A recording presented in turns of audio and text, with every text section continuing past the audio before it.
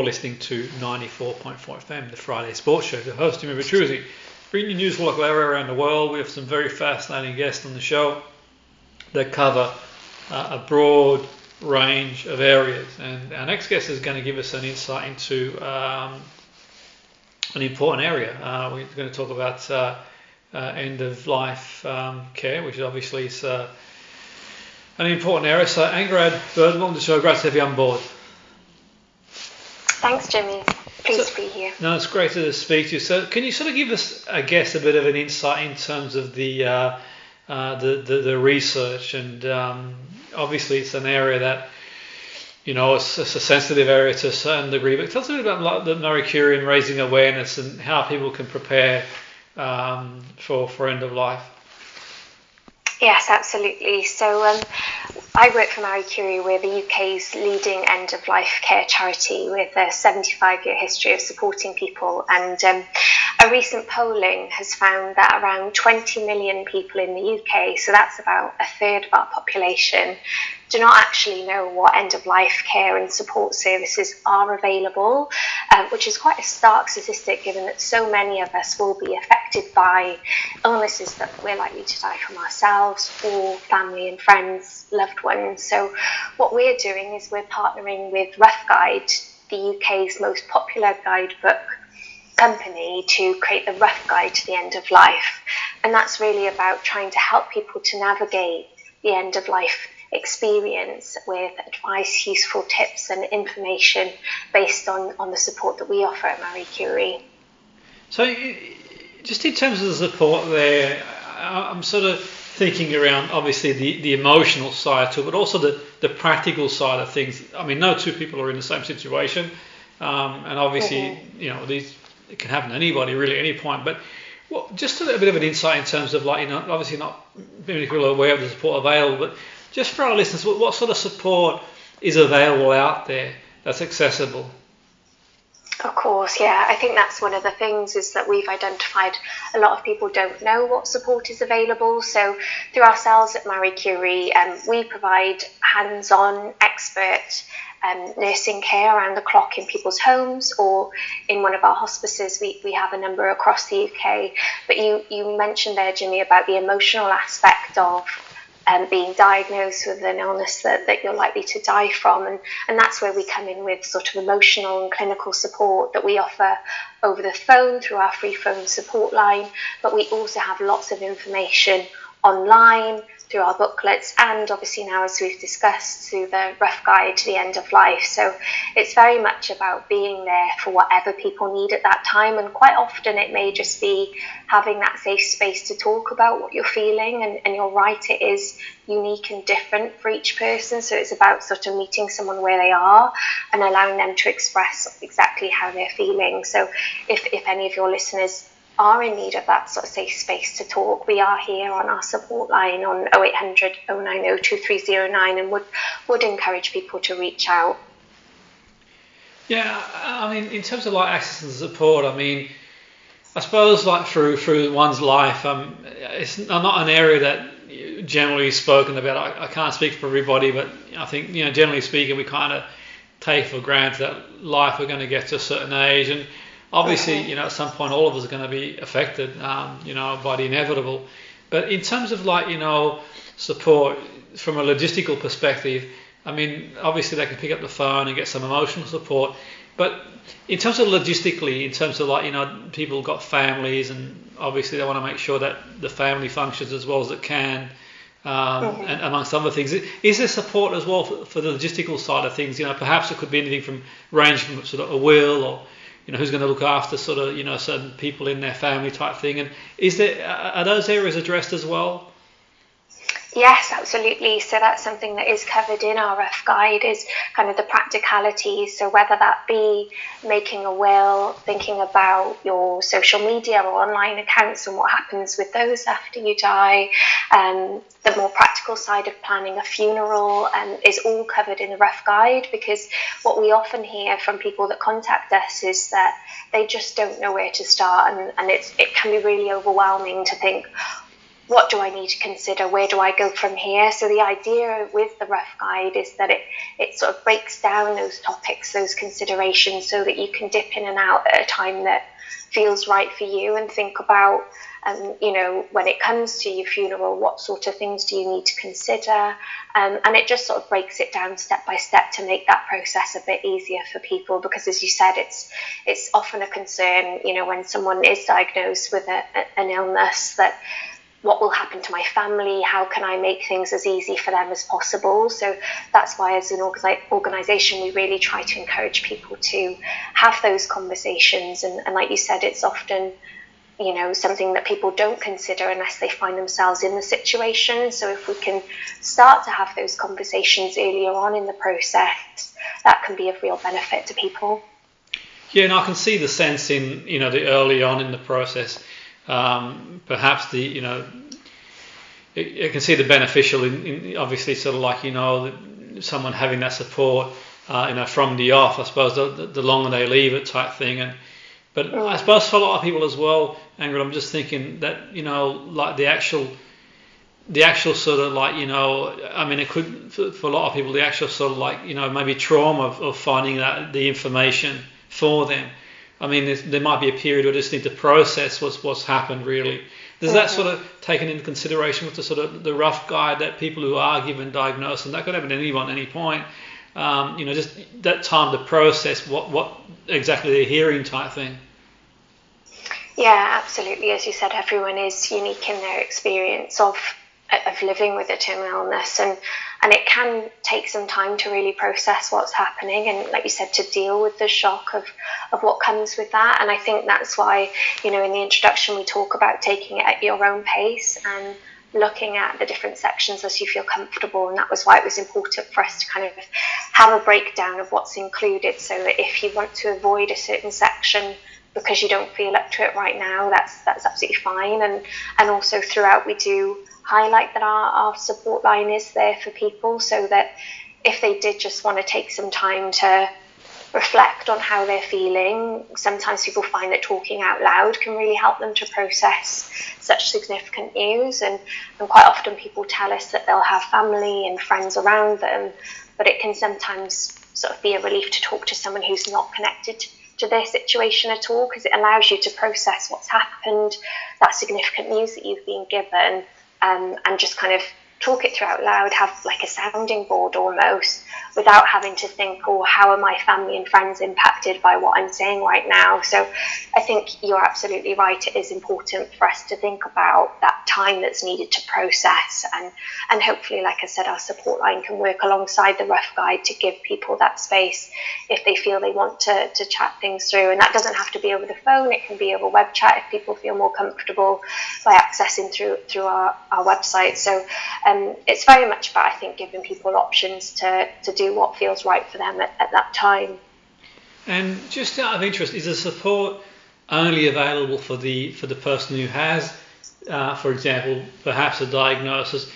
Is there support available for like family members who may be, without sort of, obviously, I'm sure people don't want to. I mean, I'm sure people like in a family may sort of feel a little bit, selfish in sort of being angry, disappointed, frustrated. A family member is sort of diagnosed because they're not going through it themselves. But equally in saying that, it does have an impact on other people in the family too. Is there support available for like people within the family who sort of like find it hard to come to terms that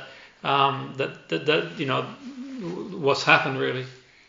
Of course, yeah, that's a really important point, Jimmy, in that it isn't just the person who's been diagnosed with an illness who's impacted, it's all of the people around them, whether that be family, friends, neighbours, colleagues. And actually, we support a significant, I'd say the majority of the people that reach out for our support services are those who are caring for someone rather than living with the illness themselves. As you said, it's a lot to process, the loss of a loved one, and that grief starts before they've died. There's a whole process to work through in that respect too. So as I said, we've got our support line, but we also have volunteer support services where you can sort of have ongoing conversations with someone about how you're feeling, how you're finding things as you move through.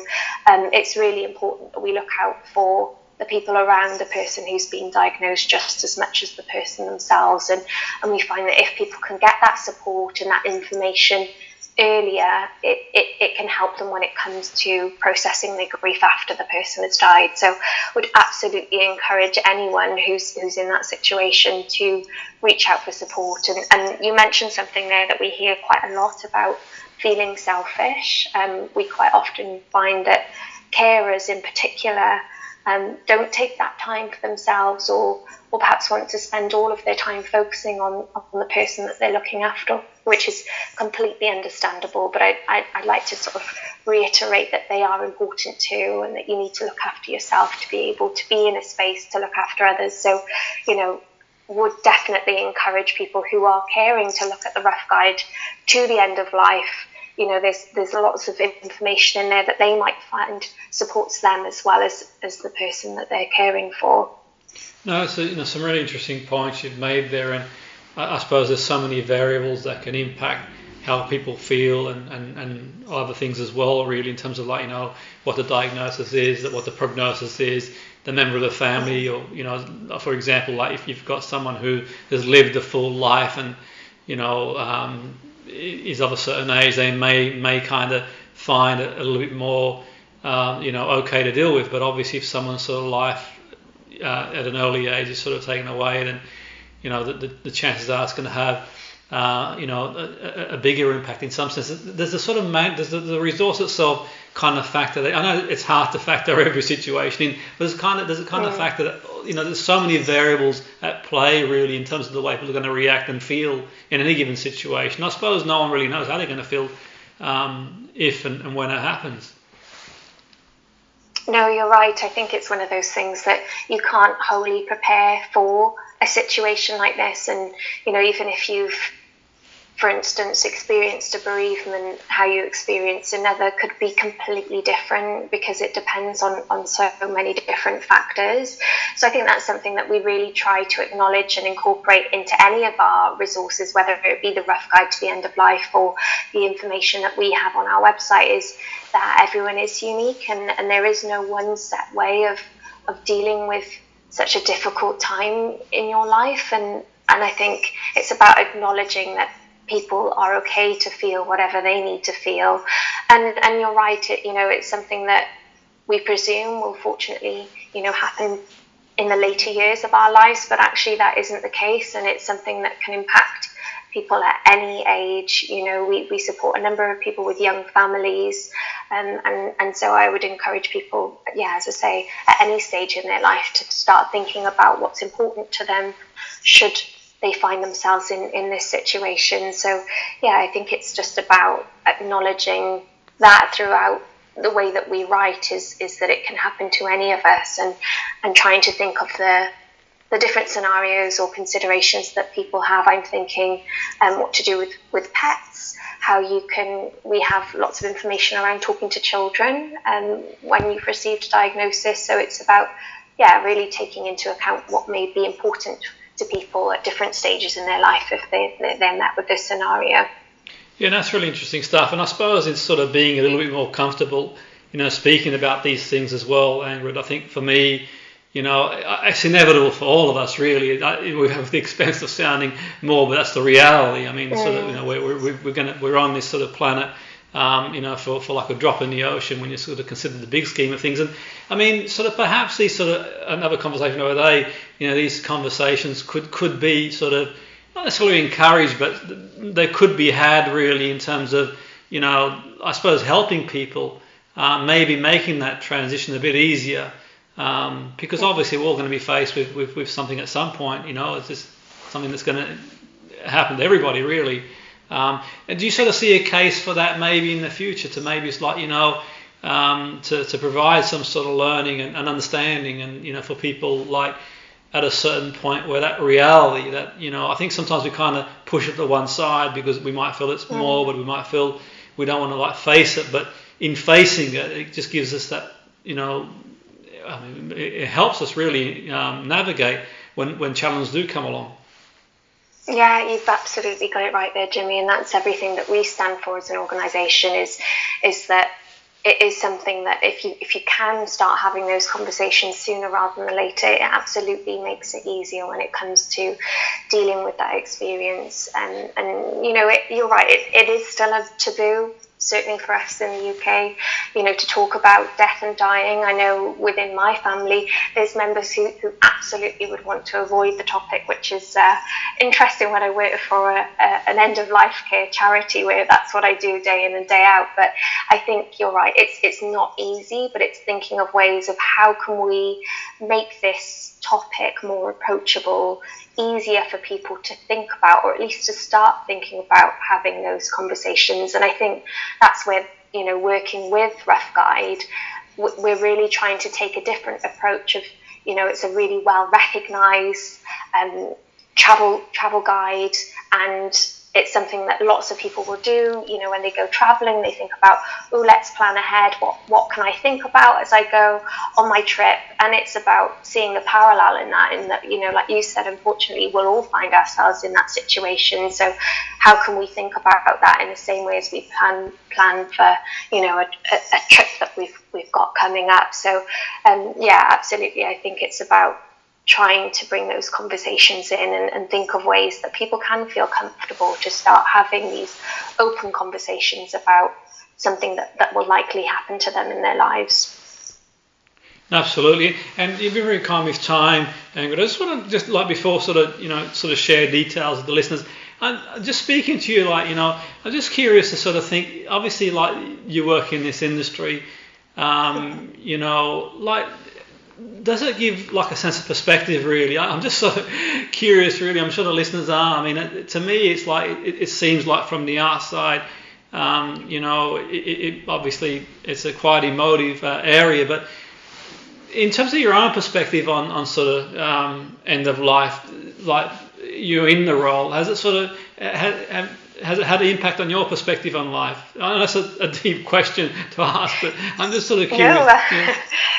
Absolutely makes sense, Jimmy. I mean, it certainly has. I mean, I've been working at Marie Curie for 5 years now, and I find that hearing people's stories, their experiences, whether they've been diagnosed with a condition themselves, they're caring for someone or bereaved, very much sort of brings it to the forefront of my mind in my own life of how I think about my own death, how I think about you know, illnesses that my family have had or have, and their own deaths. And I think what I take away from it is just to absolutely live my life now, to really appreciate the things that I have in my life, my family, my friends, the people around me, and to try and help encourage those conversations. We previously had a pack of talk about cards, so it's a set of playing cards that we developed at Marie Curie with sort of just one question on them that talks about what would you want at your funeral? If you could have anyone play at your funeral, who would it be? So I think for me it's about recognising the importance of those conversations. So it's certainly something that has influenced how I look at things in my own life, and I think in a positive way. I think there's only benefit that can come from being able to be comfortable having those somewhat difficult conversations and sort of leaning into the discomfort so that ultimately it can make it easier for you and the people around you, really.